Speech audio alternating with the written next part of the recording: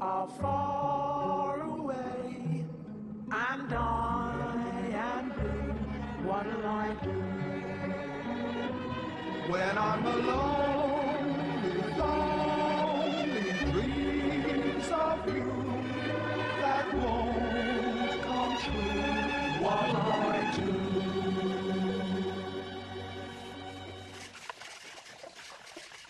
Put some elbow grease into it, Travis. And is that banner ready yet? Oh, I'm doing it right now. Right, let's have a look. Nearly there.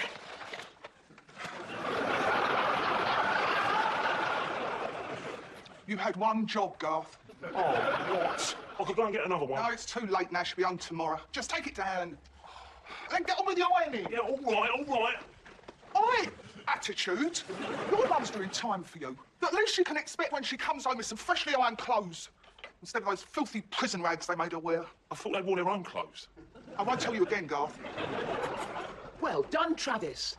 Keep this up, you can get a job at Downton Abbey. What are these for? They're sugar tongs. Be careful with those. They're an heirloom.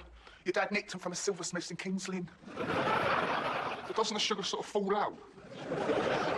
Lump sugar, Travis. I bet Maggie Smith never has to put up with this. Can't believe Mum's back tomorrow. This last month's felt like a year. When she gets home, we are going to spoil her rotten, yeah? I'm going to keep you to that. Tracy! Oh, Mum. Tracy, have you escaped? How thrilling! Did you get time off for good behaviour? I always knew I was coming out today. I just told you it was tomorrow because I didn't want a big fuss at the prison gates. Had enough of that with your dad. Thank God you're home, Mum. But it hasn't been the same with Aunt Michelle in charge. Well, someone had to be in control, so I rose to the occasion, didn't I, boys? Yeah, you could say that. Why are you rising to the occasion? Any chance of a cuppa? Of course. Travis Kettle. Forget the tea. I bought a magnum of vintage champagne to celebrate. Oh, has your book started selling again? Not really, but there's more than one way a woman of the world can generate a little extra income. Don't even go there.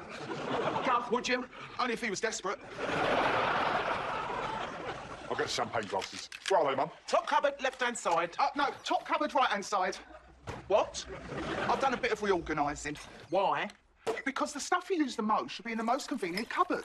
It's all in the Bible. You haven't found God while I've been inside. No, this Bible.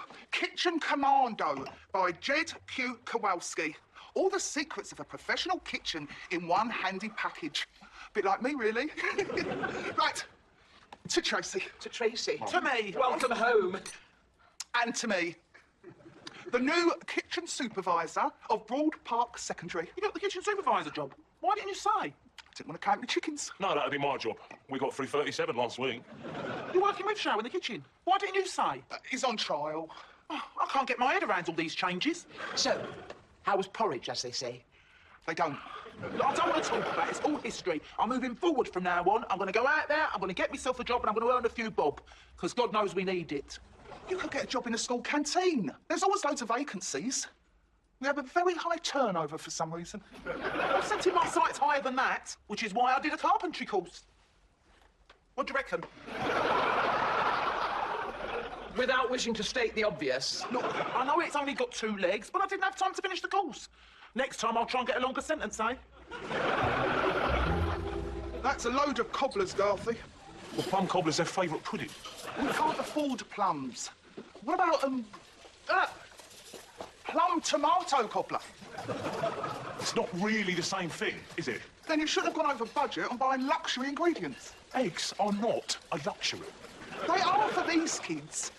You're spoiling them for when they leave here and have to insist on burgers and benefits.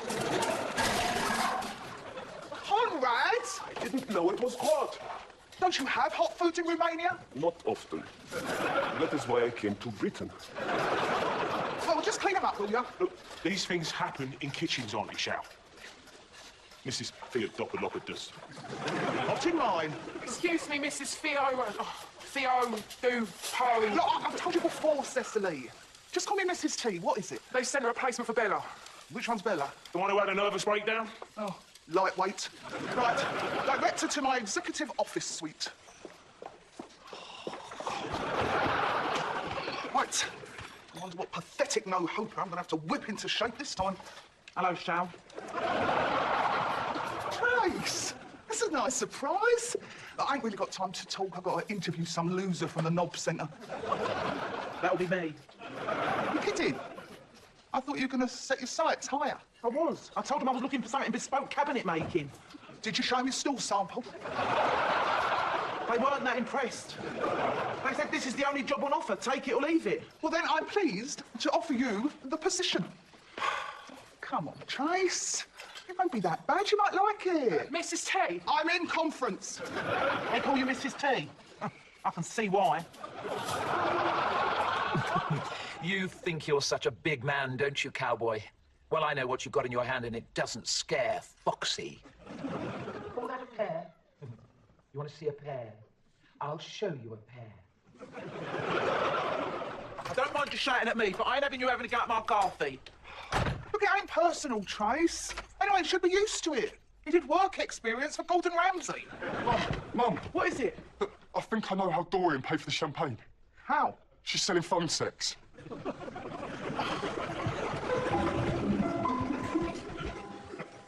If you want to see what I've got, it's going to cost you a lot more than that. Travis, go to your room. What are you doing, you troller? Tracy, please. You're interrupting a sensitive transaction. I bet it's sensitive, you filthy animal. She's playing poker, Trace. What? I was just about to take those guys for the thick end of £2,000. It'll be your fault if I can't pay my rent this month. Now get out. I think I'm on a roll here. Hold on. If you're on such a roll, then how comes you can't afford to pay your bills? Oh, you don't understand. Oh, I do understand. I was married to a compulsive gambler. Yeah, well, I'm not compulsive. I can stop at any time. What are you doing? Buying some more poker chips. Is that one of them new titanium cards? I've never seen one of those. Hardly surprising. May I? Hold on, Trace. Done it. Tracy, come here, you. Get off. Get off. This is like a wild cat. What are you doing? What's it look like? How dare you? It doesn't matter anyway, because I've got online credit. Not anymore. Travis just froze your account. What? How? Told him he died. I thought we were friends, Travis. It's for your own good, though. Exactly. But we were saving you from yourself. It's called tough love. Yeah, well, now I'm £5,000 out of pocket. How much? All right, 10,000. Oh, my God. What am I going to do? All right, just calm down, will ya? Right, let me think. Right, now, I know this is crazy, but just bear with me. I think I know what you can do, Dor. What? Get a job! Come on, Dor, you ain't helping. Yeah, well, this is very difficult for me. I've never had to write a CV before. If you're not even prepared to commit to a date of birth. All right. May the 7th, 1919. 1919. Oh, that makes you 95. You're wearing well. All right. 1958. So you were 7 when your daughter was born. Does it really matter, Travis? How's your CV going? Oh, a work of fiction. Well, doesn't matter now. We found you the perfect job in the fashion industry. They're looking for someone who's chic, intelligent, young. 2 out of 3 ain't bad.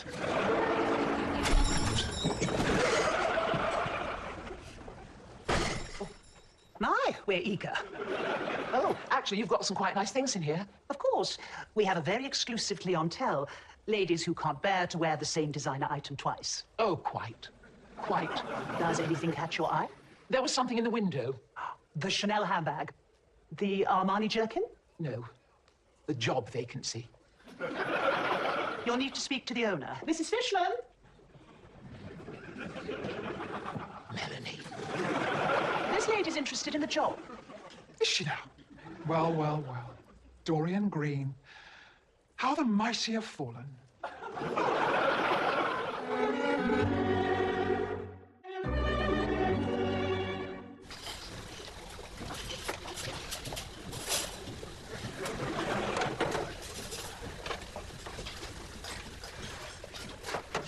What's this? It's the tail fin off Apollo 13. What do you think it is? I know what it isn't. Clean. It's still greasy, see? That was your finger. My hands are spotless. Well, of course they are. You don't do any bloody work. Do you want health and safety down here? Just wash it again. Do you want a fat lip? Threatening management, eh? That's a first written warning. Cecily, what are you doing? Scraping, Mrs. T. Scraping what? That bin is for vegetable waste. This bin is for meat waste. You're mixing them up, woman. But Chef made meat and vegetable pie. What am I supposed to do? Separate them. Come on, Auntie Shell. This is all your fault, Chef. We wouldn't have all this waste if the kids liked your poncy food. Organic meat in wholemeal pastry is not exactly poncy. Around here, cutlery is poncy.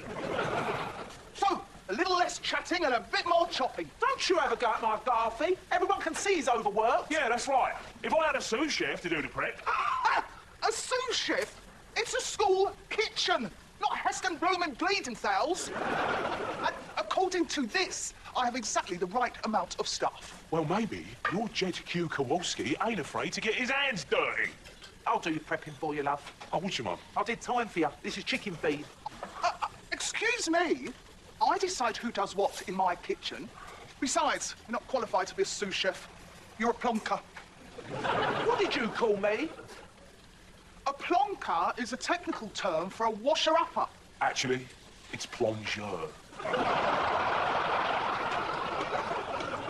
All right. You're a plongeur. And a rubbish one at that. You can't talk to my mum like that. Oh, yes, I can. It's my kitchen, and you're chef, and she's a probationary plongeur on a warning. And if you don't like it, then you know what you can do. Yes, he can sue you. What do you know? You're from Romania. Where I was a human rights lawyer. Sewer, eh?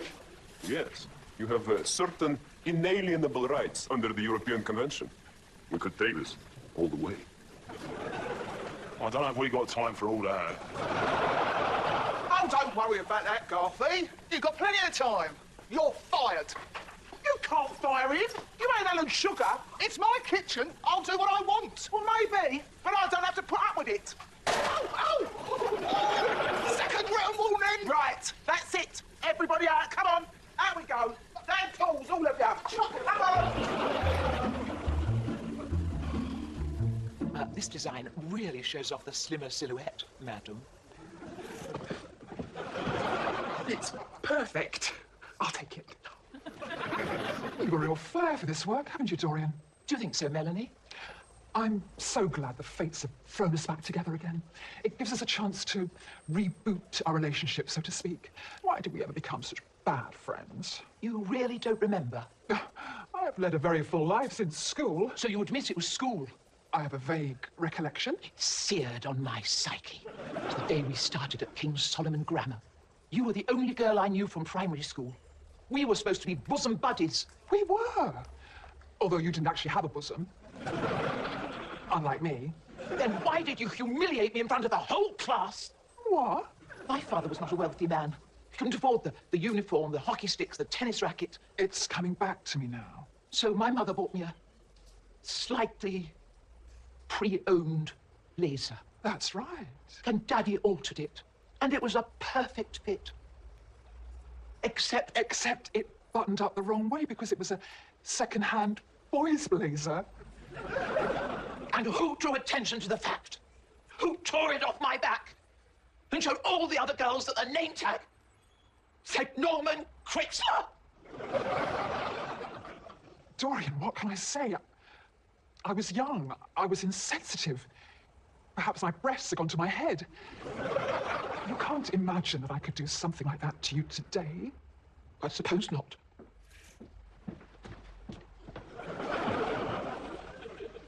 Everything all right here? Oh, yes, officer. We were just reminiscing about our school days, weren't we, Dorian? Happiest days of your life.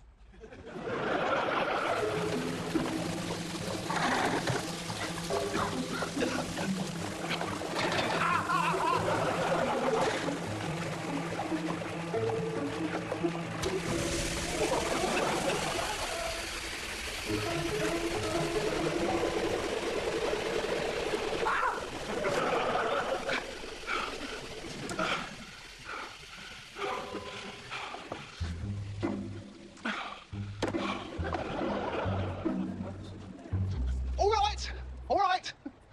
No hard feelings. A joke's a joke. But we do have 300 hungry kids to feed. And you know what they're like if they don't get their E numbers. So this is what I'm prepared to do. I am rescinding all written warnings. So now you're just on verbal warnings. Except you, Trace. You were already on a second written warning, so I can only reduce that to first written warning. You're about as good at apologizing as Vladimir Putin. What do you want me to say? I'm not cut out to be a manager. Exactly! That's all we wanted to hear. So you're going to come back to work? On 2 conditions. Number 1, you hire another plonker.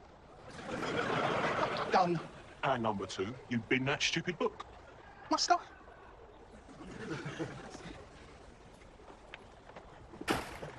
Mrs. T, What now?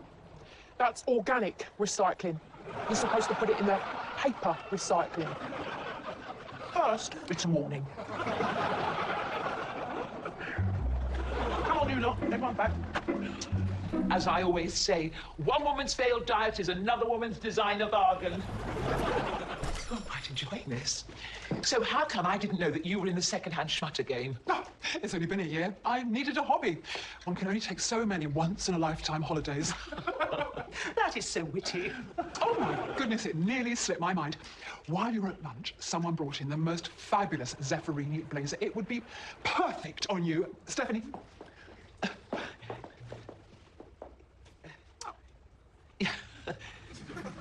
It's a little big.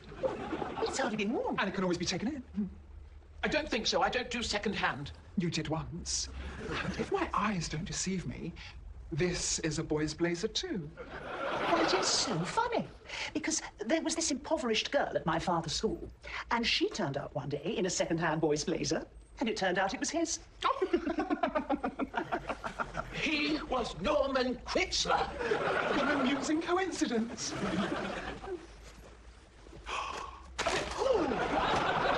That's coming out of your wages. Work here. I'd rather scrub floors.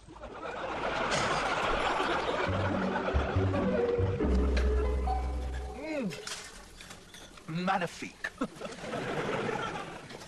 Everybody, I just wanted to say how happy I am that we were able to air our little differences and to come to a compromise. You conceded all our demands. Which turned out very well, I'm sure you'll agree.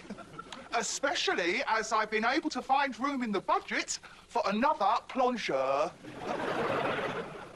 Everything all right down there, Dol?